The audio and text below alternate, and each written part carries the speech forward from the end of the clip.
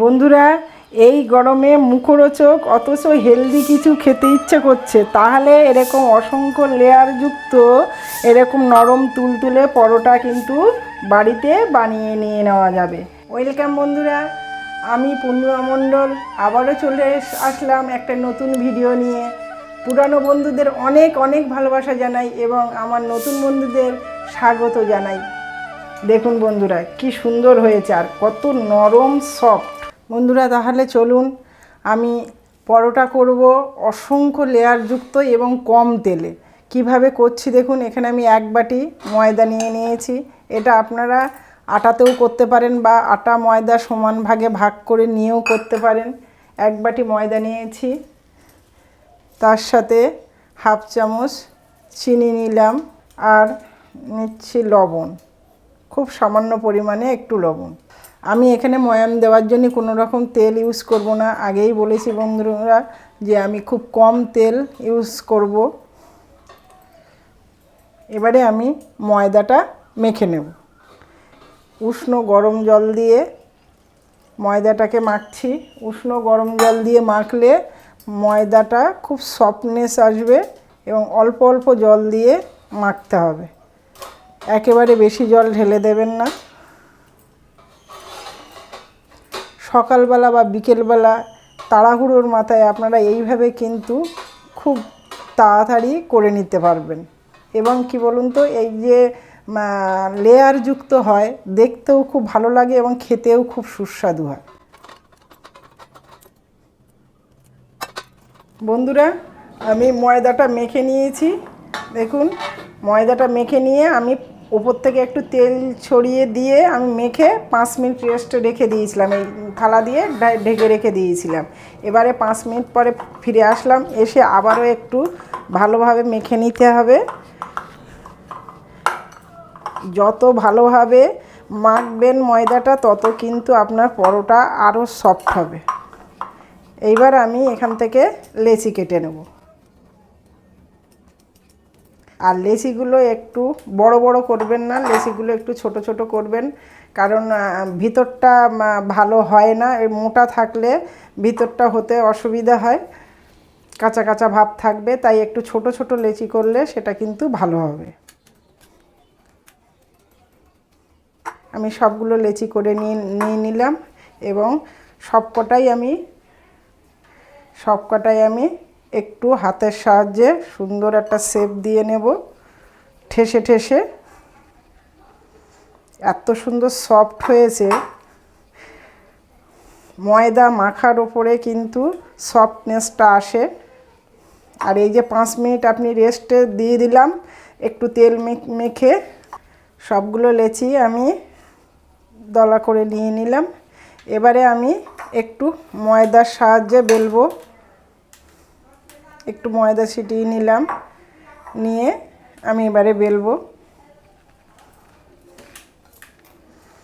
এই layer layer হলে আমরা যখন বন্ধুরা বাজারেও যখন খাই, যখন লেয়ার পাই, তখন কিন্তু খুব ভালো লাগে। তা লেয়ারটা কিভাবে হবে সেটা তো দেখতে হবে। একটু পাতলা করে বেলবেন।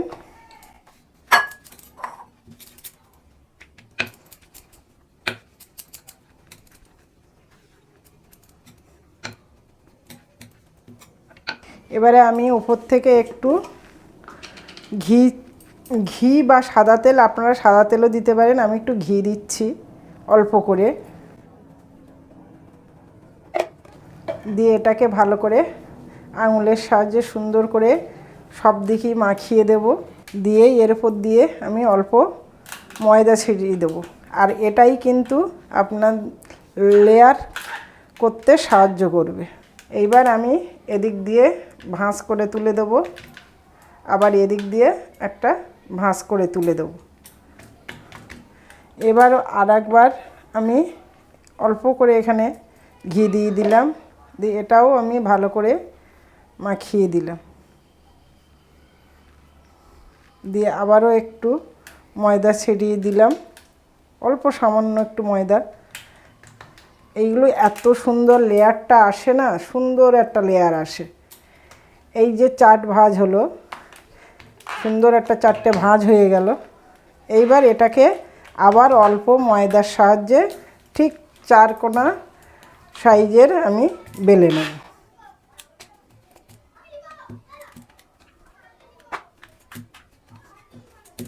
দেখুন কত সুন্দর 4 কোনা হয়েছে। এরকম করে আমি বেলে নিয়ে নিচ্ছি সবকটা। আর একটা আমি করে দেখাচ্ছি। এখানটায় রাখলাম, আর একটা করছি আমি। দেখুন প্রথম রুটিটা হচ্ছে সেইটা একদম একটু পাতলা করে বেলতে হবে। চাকতি আছে কিন্তু চাকতিতে অসুবিধা হচ্ছে বলে আমি নিচেই নিলাম, কারণ এটা একটু বড় করে না করলে। দেখুন আমি একটু পাতলা করেই করলাম। এবারে একটু উপর থেকে ঘি দিয়ে দিলাম। বেশি দেওয়া লাগে না, জাস্ট অল্প করে দিলেই হয়ে যায়। সারা রুটিটা মাখিয়ে সুন্দর করে মাখিয়ে দিতে হবে। দিয়ে ওপর থেকে একটু ময়দা ছিটিয়ে দিতে হবে। দিয়ে এবার আমি 2 হাত দিয়ে এদিক দিয়ে একটা ফোল্ড করে দিলাম, আবার এদিক দিয়ে একটা ফোল্ড করে দেব ঠিক ওর ওপরে দিয়ে দিলাম। দিয়ে আরেকটু ঘি দিয়ে দিলাম উপরটা, কয়েক ফোঁটা দিয়ে সুন্দর করে আবার মাখিয়ে দিলাম। দিয়ে ময়দা ছিটিয়ে দিলাম। দিয়ে এটাকে আবার উল্টে এর উপরে দিয়ে দিলাম। এবারে একটু ময়দার সাহায্যে এবারে আমি বেলে নেব।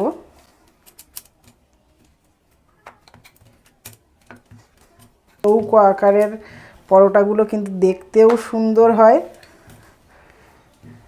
আর চটজলদি করে নিতে পারবেন। সকালের টিফিনে, বিকালের টিফিনে চটজলদি করে নেওয়া যায়, অনেক কিছু হ্যাপা থাকে না। আমার হয়ে গেল আর একটা বানানো। এবারে আমি সবগুলো বানিয়ে নিচ্ছি, নিয়ে ফিরে আসছি। বন্ধুরা পরোটাগুলো আমি সব বেলে নিয়েছি, বেলে নিয়েছি, পুরোটা বেলে নিয়েছি। এবারে আমি এধারে প্যান বসিয়ে দিয়েছি, গরম হয়ে গেছে। এবারে আমি এক এক করে ভেজে নেব। দেখুন আমি প্রথমে কোনো তেলই দেব না, আগে আমি কম তেলে ভাজবো বলেছি, কম তেল লাগবে, সেহেতু আমি কম তেলে ভাজবো। স্বাস্থ্যের পক্ষেও উপকার, আমরা তেল যতটা কম খাবো। কি সুন্দর ফুলে উঠেছে দেখুন বন্ধুরা, কোনো তেল দিইনি, কিছুই দেইনি, কিন্তু দেখুন পরোটাগুলো সুন্দরভাবে ফুলে উঠছে। এইবারে আমি সাদা তেল একটু অল্প করে আমি দিচ্ছি, বেশি নয়। তাতেই দেখবেন পরোটাগুলো কত সুন্দর, একদম মনে হবে যেন অনেকটা তেল দিয়ে ভাজা।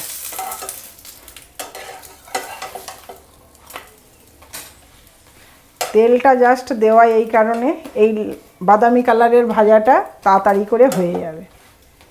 প্রথমে কিন্তু আমি ফুলিয়ে নিয়েছি, পুরোটা ফুলে গেছে। দেখুন কি সুন্দর একটা বাদামি কালার ধরে গেছে।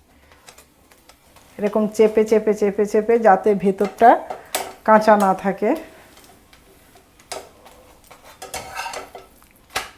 লেয়ার যে হয়েছে সেটা ভালোই বোঝা যাচ্ছে, এই কারণে পুরোটা ফুলে যাচ্ছে। আর এই পরোটাগুলো বন্ধুরা এতটাই নরম হয়, এতটাই সফট হয়, এক আঙুলের সাহায্যে আপনি ছিটতে পারবেন। দেখুন কি সুন্দর হয়েছে কালারটা।